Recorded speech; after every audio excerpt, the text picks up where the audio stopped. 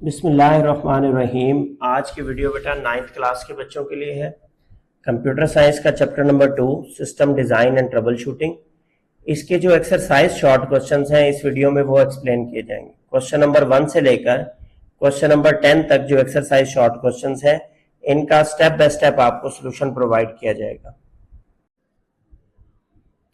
Chapter number 2 का बेटा first आपका एक्सरसाइज शॉर्ट क्वेश्चन है, डिफाइन अ बूलियन फंक्शन। अब बूलियन फंक्शन एक ऐसा फंक्शन है जिसकी एक या एक से ज्यादा बाइनरी इनपुट हो और वो एक सिंगल आउटपुट बाइनरी फॉर्म में जनरेट करता हो।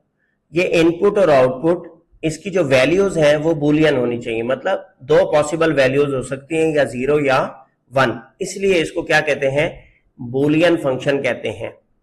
अगर क्वेश्चन नंबर 2 को डिस्कस करें तो क्वेश्चन नंबर 2 में बेटा कहता है What is the significance of the truth table in digital logic? कि ट्रुथ टेबल क्यों जरूरी है डिजिटल लॉजिक में समझना। ट्रुथ टेबल के जरिए हम किसी भी लॉजिक ऑपरेशन की पॉसिबल इनपुट वैल्यूज और पॉसिबल आउटपुट वैल्यूज को टेबल की फॉर्म में लिखते हैं। जैसे आपकी स्क्रीन पे ये नॉट का ट्रुथ टेबल नजर आ रहा है, तो ये इस्तेमाल होता है truth table in expressing the functionality of logic operation with all possible input of the variable and possible output. ठीक है, कहता है क्वेश्चन नंबर 3 एक्सरसाइज का, function of a not gate with its truth table. अब not gate क्या करता है, not function क्या करता है बेटा, इनपुट को ऑपोजिट कर देता है। इसको इन्वर्टर कहते हैं। इनपुट को क्या कर देता है, ऑपोजिट। अगर इनपुट 0 है तो ये उसको 1 बना देता है, अगर इनपुट 1 है तो ये उसको क्या बना देता है, 0। The not operation takes a single binary variable as input and negate its value. अगर इनपुट 1 होगी तो आउटपुट 0 होगी, अगर इनपुट 0 होगी तो आउटपुट क्या आएगी, 1। साथ उसने कहा था आप इसका ट्रुथ टेबल बनाएं, तो आप ट्रुथ टेबल बना दें। ए की वैल्यू 0 है तो नॉट ऑफ ए में 1 होगी, ए की वैल्यू 1 है तो नॉट ऑफ ए में क्या होगी बेटा, 0। Right the purpose of ADC and DAC. ADC बेटा आपको बताया मैंने, एनालॉग टू डिजिटल कन्वर्टर, और डीएसी क्या होता है, डिजिटल टू एनालॉग कन्वर्टर। अब एनालॉग टू डिजिटल कन्वर्टर में क्या करते हैं, एनालॉग सिग्नल को कन्वर्ट किया जाता है डिजिटल सिग्नल में। डिजिटल सिग्नल डिस्क्रीट फॉर्म में होता है, पॉसिबली 2 वैल्यूज पे काम करता है, और जितनी आपकी कंप्यूटिंग डिवाइसेस हैं जिनमें कंप्यूटर, स्मार्टफोन, माइक्रोफोन, टैबलेट्स, ये सब की सब डिजिटल सिग्नल पे काम करती है। फिर डिजिटल टू एनालॉग कन्वर्जन की क्यों जरूरत पड़ती है, और ये क्या है कि आप डिजिटल सिग्नल को कन्वर्ट करते हैं एनालॉग सिग्नल में ताकि इंसान उसको समझ सके। अब ये जो बेटा हमारी आवाज का सिग्नल है ये एनालॉग सिग्नल है। जब हमने इसे कंप्यूटर में प्रोसेस कराना है, फॉर एग्जांपल कि मैं एक ऑनलाइन कॉल कर रहा हूं किसी को, अपने कंप्यूटर पे स्काइप पे कॉल कर रहा हूं, जब मेरी आवाज कंप्यूटर में एंटर होगी तो कन्वर्ट की जाएगी डिजिटल सिग्नल में, और जब जो दूसरा शख्स है जो मेरी स्काइप कॉल पे मेरे साथ है, जब वो अपने कंप्यूटर पे इसको अपने स्पीकर पे सुनेगा तो उसका कंप्यूटर उसको डिजिटल से एनालॉग में कन्वर्ट करके सुनवाएगा। इसलिए एडीसी और डीएसी जो है वो मोस्ट इंपॉर्टेंट है। अब आपने कहता है क्वेश्चन नंबर 5 में, make the truth of 2 variable A B for and operation. Truth table बनाना है बेटा एंड ऑपरेशन का। 2 इनपुट वेरिएबल के नाम दे दिए ए और बी। अब एंड ऑपरेशन के लिए सिंबल इस्तेमाल होता है बेटा डॉट का। ठीक है, एंड ऑपरेशन की वैल्यू आउटपुट में सिर्फ तब 1 होती है जब दोनों इनपुट 1 हो, जब दोनों इनपुट 1 हो। तो आपने ये ट्रुथ टेबल बनाना है। ए की कैटेगरी में आपने इनपुट वैल्यूज लिखी 2 बार 0 और 2 बार 1। बी में आपने लिखा 1 बार 0 फिर 1 फिर 0 फिर 1।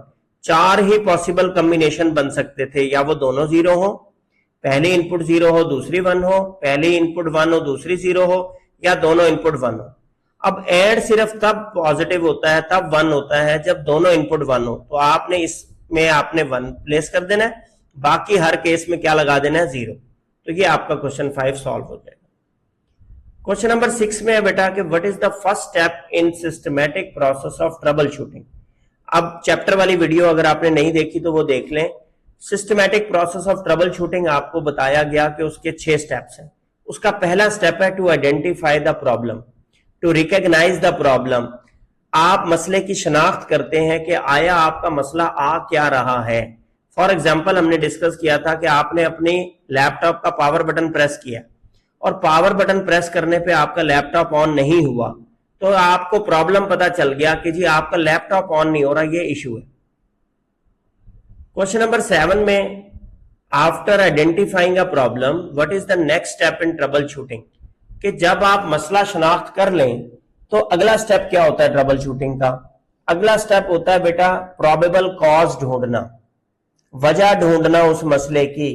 It involve thinking about what could have gone wrong, what is the possible cause of this issue, कि ये मसला किस वजह से आया है। फॉर एग्जाम्पल, जो एग्जाम्पल हमने डिस्कस की चैप्टर में भी, कि if your laptop does not turn on, अगर आपका लैपटॉप ऑन नहीं हुआ पावर बटन ऑन करने पे, तो पॉसिबल कॉज क्या क्या हो सकते हैं? हो सकता है उसकी बैटरी डेड हो गई हो, या आपका पावर कॉर्ड जो है, जो केबल है वो फॉल्टी हो गई है, या आपका इंटरनली पावर सप्लाई खराब हो गया है, हार्डवेयर इशू आ गया।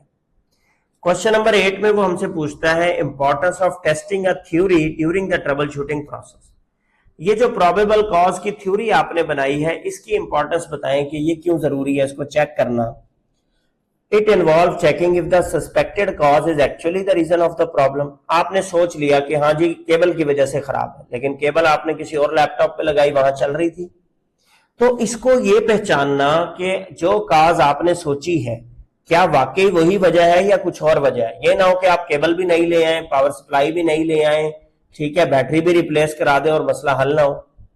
तो सबसे पहले जो पॉसिबल इश्यूज आपने सोचे थे, पॉसिबल काजेज सोची थी, उसको टेस्ट करना थ्योरी को ट्रबल शूटिंग प्रोसेस में बड़ा इंपॉर्टेंट है कि आया वाकई वजह क्या थी। अब हमारी वाली एग्जांपल में, if you think the laptop battery is dead, you can test this by plugging in the power cord and seeing if the laptop turns on. आपने ऑन किया था, आपका लैपटॉप ऑन नहीं हुआ, पावर कॉर्ड लगाएं, on करें, check करें power cord में पावर आ रही है। अगर आपका लैपटॉप ऑन हो जाता है, इसका मतलब है सिर्फ बैटरी डेड है आपकी, बाकी चीजें तो ठीक है।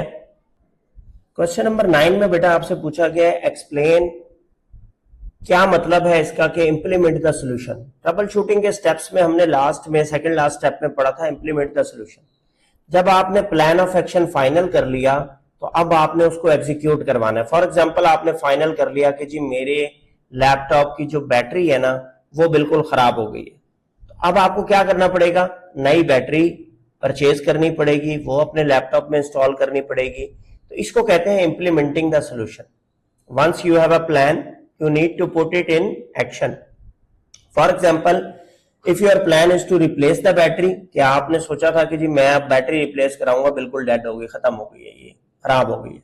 You would buy a new battery and install it in your laptop. आप नई बैटरी परचेज करेंगे, अपने लैपटॉप में फिक्स करवाएंगे।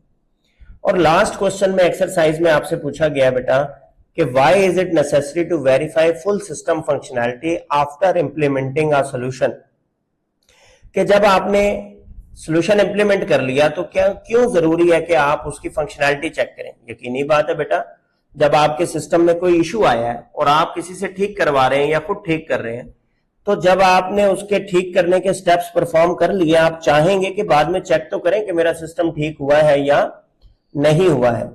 तो after implementing the solution you need to check to make sure that problem is fully resolved and the system is working properly again, कि problem मेरा बिल्कुल ओके हो गया। एग्जाम्पल हम लेते हैं कि आपने जब बैटरी रिप्लेस कर दी तो अब आपने चेक करना है कि आपका लैपटॉप ऑन होता है, और जब आप पावर कॉर्ड लगाते हैं तो प्रॉपरली प्लग होती है पावर कॉर्ड और वो चार्ज करता है बैटरी को। ये आपके पॉसिबल जो है चेक है फुल सिस्टम फंक्शनैलिटी को चेक करने के। अब बेटा इसमें ये 10 शॉर्ट क्वेश्चन थे एक्सरसाइज के, इसको हमने डिस्कस किया। अगर आपका इसके बारे में कोई कंफ्यूजन हो, कोई क्वेश्चन हो, तो आप कमेंट सेक्शन में वीडियो के पूछ सकते हैं। और डिटेल्ड शॉर्ट क्वेश्चन इंपॉर्टेंट की फुल ब्राइट 100% वाले बच्चों के लिए बनाई गई वीडियो को देखें, ठीक है, उसमें से तैयारी करें। अगर आप 100% मार्क्स लेना चाहते हैं तो इसी के साथ चैनल पे अपलोड है दूसरी वीडियो जिसमें तमाम शॉर्ट क्वेश्चन पूरे चैप्टर के इंपॉर्टेंट निकाल दिए गए हैं, उसको तैयार करें और 100% मार्क्स अचीव करें।